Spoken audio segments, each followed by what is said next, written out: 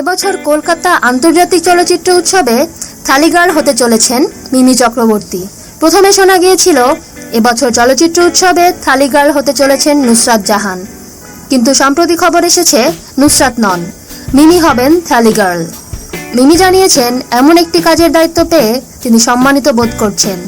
বিশ্বের অনেক জায়গা থেকে অনেক গুরুত্বপূর্ণ ব্যক্তি আসবেন, তাদের সঙ্গে স্টেজ শেয়ার করতে পারবেন তিনি।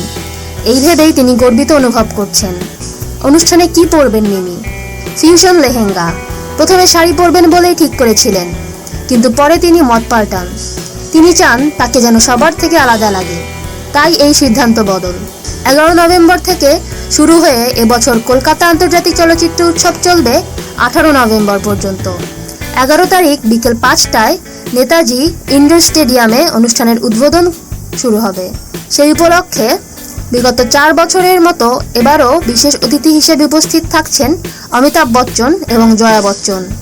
এছাড়াও এইবার উপস্থিত থাকবেন কাজল এবং সঞ্জয় দত্ত। বিনোদন জগতের আরও নিউজ পেতে বাংলা টিভি নিউজ চ্যানেলটি সাবস্ক্রাইব করুন। লাইক, কমেন্ট ও শেয়ার করতে ভুলবেন না।